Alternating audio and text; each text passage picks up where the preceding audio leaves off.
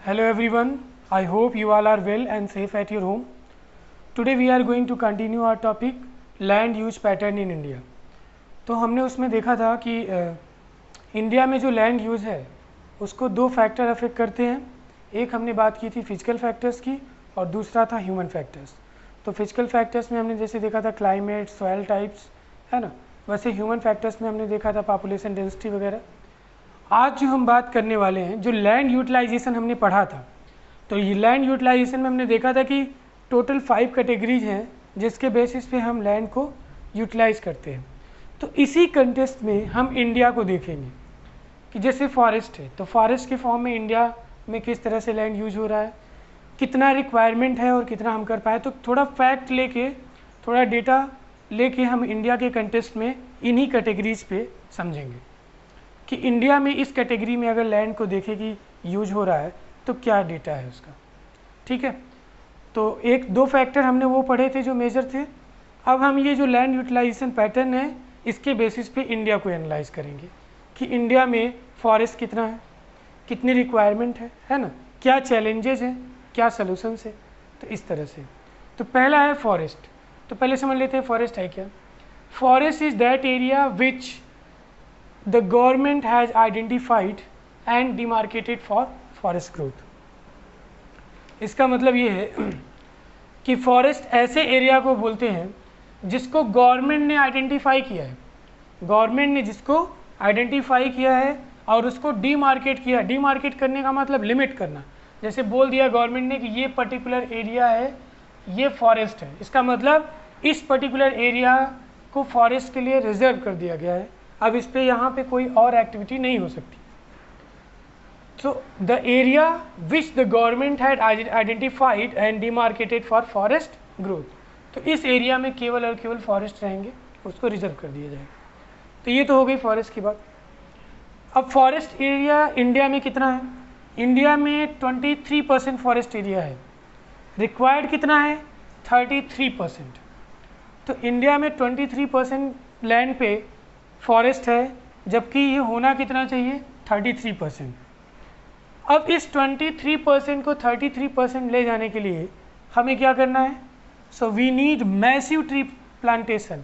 Large number में हमें tree का प्लांटेशन करना पड़ेगा.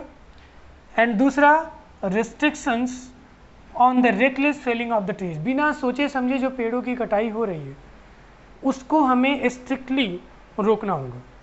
तो अगर ये दो स्टेप लें, एक मैसिव ट्री प्लांटेशन, दूसरा restrictions on recklessly failing the trees, तो इस दो स्टेप से हम इस गोल को अचीव कर सकते हैं. जो अभी ये 23% है इसको हम 33% तक ले जा सकते हैं.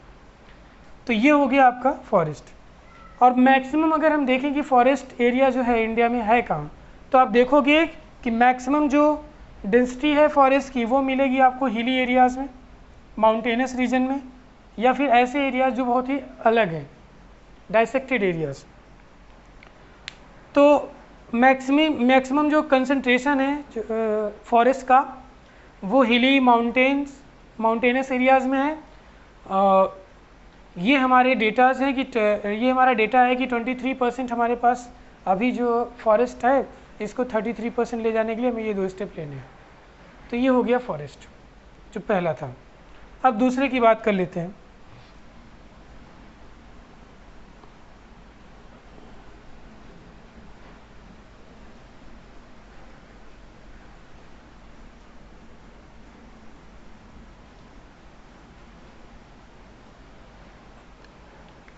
जो दूसरा लैंड है वो है बैरन एंड वेस्ट लैंड.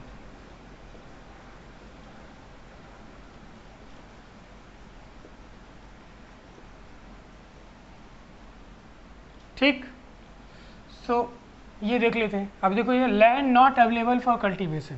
तो इसमें दो कैटेगरी थी, barren and waste land, land put to non agricultural use. तो देख लेते हैं इसमें जो बैरन एंड वेस्ट लैंड. तो बैरन एंड वेस्ट लैंड में हमने बताया था कि ऐसे लैंड जो माउंटेनस हिल जैसे हो गया, स्लोप्स हो गए, रेवराइन प्लेस हो गया, डिजर्टेड एरिड रॉकी प्लेन्स, ये सारे जो है ये बैरन एंड वेस्ट लैंड है, क्योंकि आप इस पर एग्रीकल्चर नहीं कर सकते. तो पहली बात तो इस पर एग्रीकल्चर नहीं हो सकता, और अगर बाई चांस आपने कोशिश किया कि नहीं करना है, तो जो कॉस्ट होगा, पॉसिबली जो कास्ट होगा एग्रीकल्चर का करने का, वो बहुत ज़्यादा होगा। तो उससे जो आउटपुट आएगा वो बहुत लिमिटेड, यानी बहुत कम आउटपुट आएगा। तो आप इसको ऐसे कर सकते हो कि cultivation possible at high cost with possible low returns. इसका मतलब ये है कि आप ज़्यादा पैसे खर्च करेंगे और जो आपको इनपुट मिलेगा वो बहुत कम मिलेगा। तो ये था आपका बैरन एंड वेस्टलैंड। फिर आ जाते हैं जो तीसरा है land put to non agricultural use. ऐसे ही हम इसको समझा दे रहे हैं, इसमें कोई बहुत विशेष डेटा नहीं है। तो इसको एक बार हम लोगों ने देखा भी था कि ऐसा लैंड जो एग्रीकल्चरल यूज में नहीं होगा तो नॉन एग्रीकल्चरल यूज में होगा। तो जैसे इसमें क्या क्या है, इसके पॉइंट नोट कर दे क्या। तो इट इंक्लूड्स, लिख लेते हैं, it includes barren and wasteland में, it includes lands in it includes lands in hill slopes,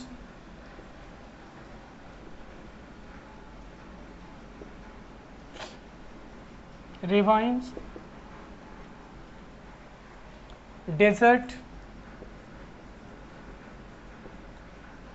है ना, ये एरिया। और कल्टीवेशन यहाँ पे पॉसिबल है। सो कल्टीवेशन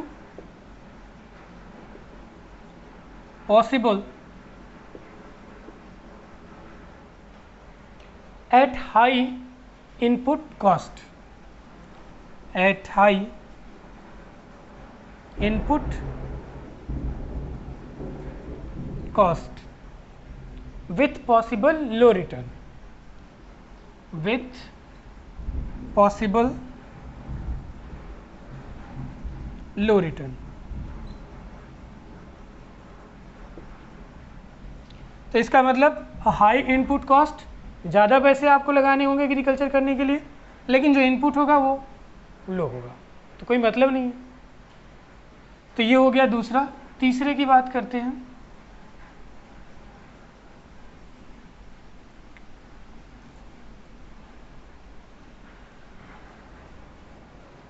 तीसरा है आपका लैंड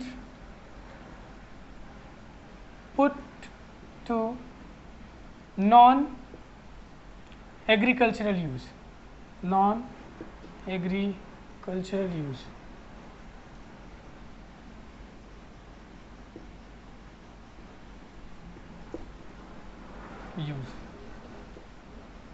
अब इसमें क्या है, जो नॉन एग्रीकल्चरल यूज में जब आप लैंड को यूज करें तो उसी को क्या बोला गया है, इसमें इसको एक कैटेगरी बना दिया गया कि जब आप एग्रीकल्चर नहीं करेंगे तो क्या करेंगे।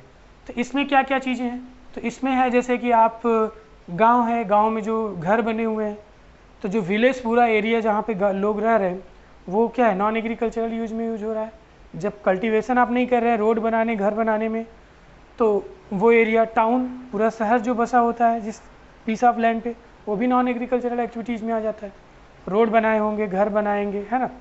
इसी तरह से रेलवे लाइंस को बिछाना, रोड्स बनाना, एयरपोर्ट्स बनाने, ये सारी चीज़ों में जो लैंड यूज करते हो आप, उसी को बोलते हैं non agricultural use of land.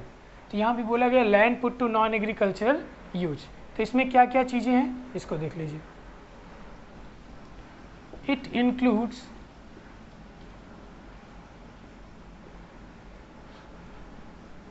Land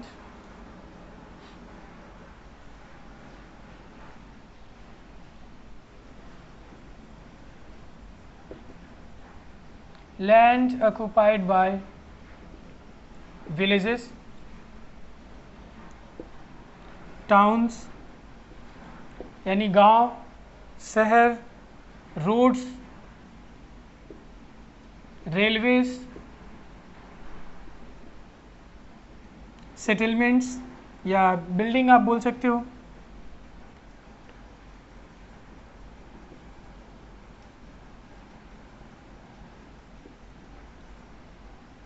है ना। इस तरह से एट्सेट्रा, स्कूल, कॉलेजेस, जो भी, तो जो भी एग्रीकल्चर को छोड़ के जिस जिस भी दूसरे चीज़ में आप लैंड को यूज करेंगे वो क्या हो जाएगा, non agricultural use of land, factory, ये सब भी चीज़ें आएंगी इसमें, ठीक। तो ये हो गया आपका land put to non agricultural use. अब आते हैं हम तीसरे पे। तीसरा है आपका permanent pasture and grazing land. इसको देख लेते हैं।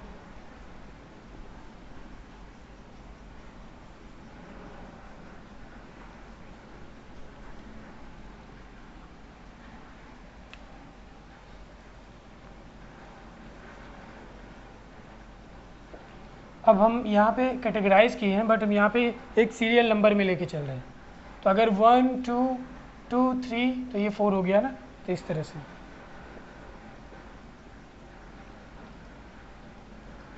Permanent pasture and grazing land.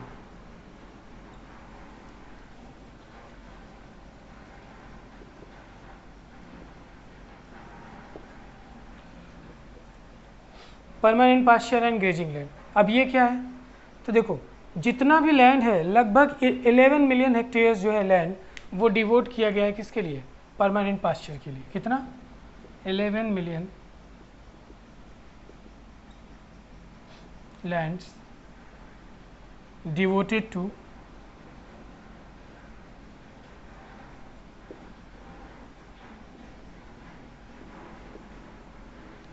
permanent pasture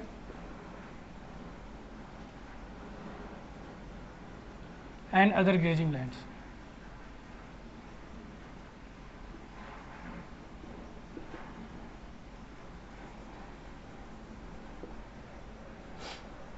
तो 11 मिलियन ये परमानेंट पास्चर। अगर हम इसको परसेंटेज में देखें कि कितना परसेंट लैंड जो है हम permanent pasture and grazing land को दिए हैं, तो ये जस्ट 4% है। It is only 4% of the total area. तो 4% है और ये लगातार कम भी हो रहा है, डिक्रीज कर रहा है। तो एक प्रॉब्लम क्रिएट हो रही है, वो प्रॉब्लम है कि हमारे पास जो ह्यूज कैटल है, जो लार्ज कैटल है, उसको किस तरह से हम फीड कराएंगे, उसको भोजन कैसे उपलब्ध कराएंगे। क्योंकि परमानेंट पास्चर और ग्रेजिंग लैंड भी बेसिकली जो लाइव स्टॉक आप रखते हो, जो गाय भैंस या जो भी जिसका भी पालन करते हो ये, तो इसके लिए हमें पास्चर लैंड या ग्रेजिंग लैंड की ज़रूरत होती है। और इसके लिए आपके पास जो ह्यूज नंबर ऑफ कैटल है, उसके कंपैरिजन में ये जो 4% पास्चर लैंड को दिया गया है, ये बहुत कम है। हमें इसे इंक्रीज करना है, लेकिन ये धीरे धीरे क्या हो रहा है, डिक्रीज कर रहा है, और ये एक बड़ा प्रॉब्लम है।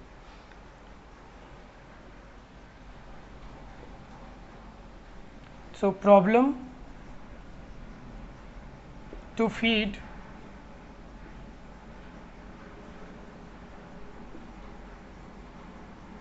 लार्ज नंबर ऑफ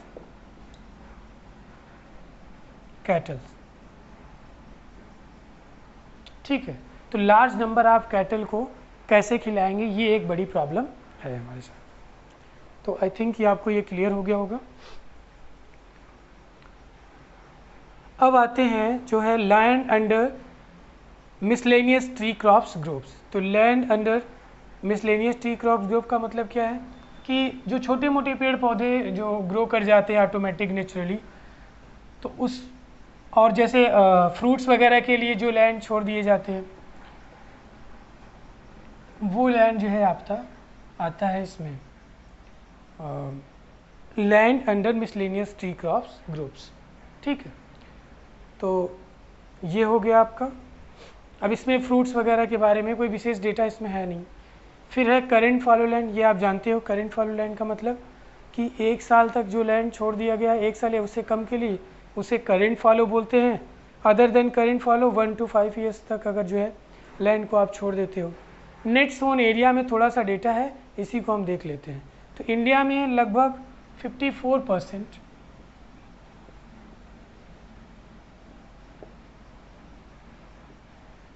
इंडिया में लगभग 54% लैंड जो है वो नेट सोन एरिया में आता है।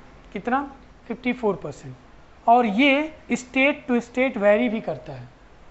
स्टेट टू स्टेट वेरी करने का मतलब कुछ स्टेट में इसकी परसेंटेज ज़्यादा है नेट सोन एरिया, मतलब कुछ स्टेट है जो बहुत ज़्यादा अपने लैंड को कल्टीवेशन में यूज कर रहे हैं, कुछ हैं जो बहुत कम कर रहे हैं। जैसे अगर हम एग्जांपल ले हरियाणा और पंजाब का, तो हरियाणा एंड पंजाब, यहाँ पे 80% जो लैंड है, जो भी लैंड है उसके 80% पे क्या होता है, कल्टीवेशन होता है। तो नेट सोन एरिया हरियाणा और पंजाब का क्या है, 80%। लेकिन अगर हम नॉर्थ ईस्टर्न स्टेट की बात करें, नॉर्थ ईस्टर्न स्टेट में जैसे मिजोरम है, मणिपुर है, अंडमान है, निकोबार है, यहाँ पे जो कल्टीवेशन है नेट सोन एरिया है वो लेस देन 10% है। कितना, लेस देन 10%। इसका मतलब यहाँ पे 10% से भी कम एरिया पे कल्टीवेशन होता है, बाकी एरिया पे कल्टीवेशन नहीं होता। तो मैक्सिमम यूज कौन कर रहा है नेट सोन एरिया में, हरियाणा है, पंजाब। तो ये थोड़ा सा डेटा था जो मुझे बताना था आपको। अब नेक्स्ट हमारी टॉपिक है लैंड डिग्रेडेशन। इसको हम डिस्कस करेंगे कि किस तरह से लैंड डिग्रेड कर रहा है, ठीक है। सो आई होप कि आपको चीज़ें क्लियर हो गई होंगी। जस्ट मुझे कंपेयर करना था थोड़ा सा आपको और कुछ डेटा देना था इंडिया के रेफरेंस में, बाकी ये चीज़ें हमने पहले डिस्कस कर लिया है।